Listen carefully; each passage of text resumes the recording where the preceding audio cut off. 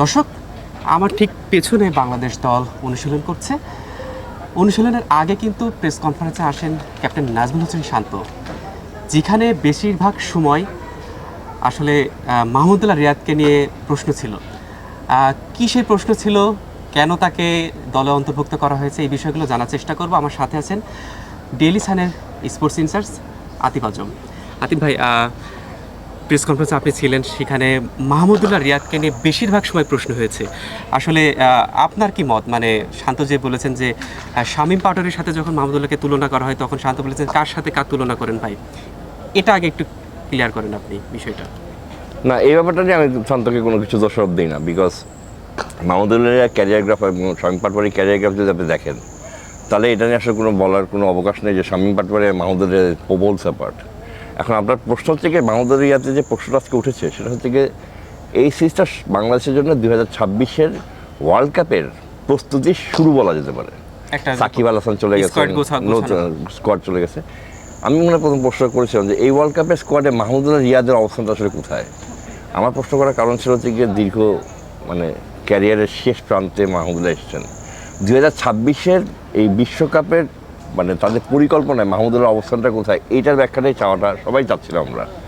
কারণ ধরেন মাহমুদুল্লাহ রিয়াদের ব্যাখ্যা চেয়েছেন যখন, তখন ক্যাপ্টেন কি ঠিক ব্যাখ্যা দিয়েছেন? না, অবশ্যই ব্যাখ্যা ঠিক দিয়েছেন। ব্যাখ্যার মধ্যে একটা সুন্দর কথা ক্যাপ্টেন বলেছেন যে তিনি আশা করবেন যে এই সিরিজে পরে মাহমুদুল্লাহ সিলেক্টরদের সাথে বসবেন।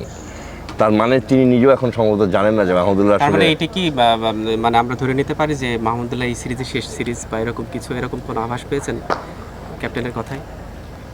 আমার এটা মনে হয় না, কারণ মাহমুদুল্লাহ রিয়াদের জীবনের শেষ বলে কিছু নেই।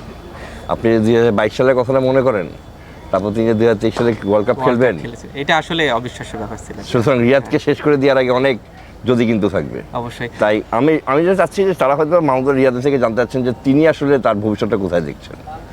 ওইটা জানার পরেই আর কি তারা তার ব্যাপারে সিদ্ধান্ত নেবেন। কারণ মাহমুদুল্লাহ রিয়াদের মতো প্লেয়ারদের ক্ষেত্রে কিন্তু আসলে সিদ্ধান্তটা ওইভাবে আসে যে আপনি আসলে আপনার নিজেকে কোথায় দেখতে যাচ্ছেন। কারণ মাহমুদুল্লাহ রিয়াদকে আপনি আজকে শেষ বলে দিলে হবে না, কারণ মাহমুদুল্লাহ রিয়াদের রিপ্লেসমেন্ট এখনও বাংলাদেশের কাছে ওই রকম নেই।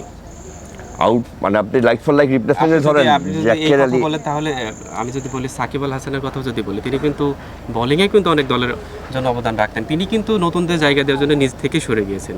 সেক্ষেত্রে মাহমুদুল্লাহ কি সেই সিদ্ধান্তটা নিলে ভালো হতো কি? এখনই না ঠিক ছিল নাকি আরও যখন পারফর্ম ফল করবে তখন আবার নেওয়া ঠিক হবে? তখন কি এইটা কীভাবে দেখেন আপনি? মিলন, আমার মনে হয় কি আপনারা আসলে ক্রিকেটটাকে অন্যভাবে দেখছেন।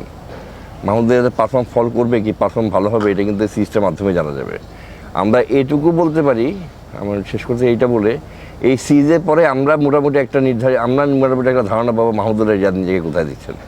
আজকে যদি মাহমুদুল্লাহ রিয়াদ খুব ভালো পারফর্ম করেন, আমরাই কিন্তু বলবো যে মাহমুদুল্লাহ রিয়াদকে যেন এখনই সরিয়ে দেওয়া না হয়। ক্রিকেট খেলাটা এমন একটা খেলা যেটা কিন্তু পুরো পারফরমেন্স বেসড। মাহমুদুল্লাহ রিয়াদকে রাইট অফ করার আগে মাহমুদুল্লাহ রিয়াদের শেষটা তারা দেখে নিতে চাইবেন।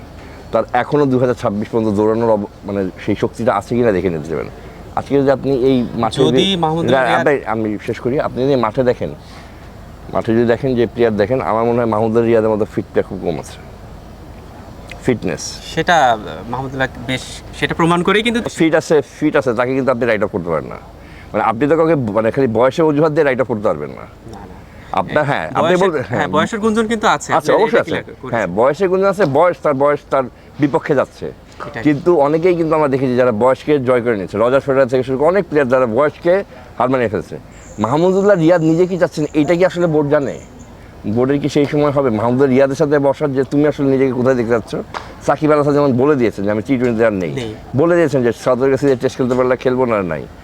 আমরা সবাই জানি যে চ্যাম্পিয়নশিপটা তাদের জীবনের শেষ হতে যাচ্ছে, ওডিআই হতে যাচ্ছে। মাহমুদুল্লাহ রিয়াদের শেষ কোথায়, সিদ্ধান্তটা কিন্তু নিতে হবে মাহমুদুল্লাহ রিয়াদকেই। এবং নাজমুল হোসেন শান্ত আজ প্রেস কনফারেন্সে সেই সিদ্ধান্তটা মাহমুদুল্লাহ রিয়াদকে নিতে বলেছেন। তার পুরো প্রেস কনফারেন্সে যদি আমরা বিশ্লেষণ করি, তাহলে বলটা কিন্তু মাহমুদুল্লাহ রিয়াদের কোর্টেই ঠেলে দিয়েছেন শান্ত।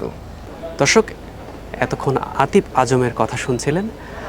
তবে একটি কথা বলা যায় যে ইন্ডিয়া সিরিজ পর মাহমুদুল্লাহ রিয়াদ টি-20 খেলা চালিয়ে যাবেন কি যাবেন না, সেটি মাহমুদুল্লাহ রিয়াদই ভালো জানেন। আপাতত আলোচনা এ পর্যন্তই। ইন্ডিয়া সিরিজ থেকে সব ধরনের খেলার খবর সবার আগে জানতে ডেইলি ক্রিকেটে চোখ রাখুন। ধন্যবাদ সবাইকে।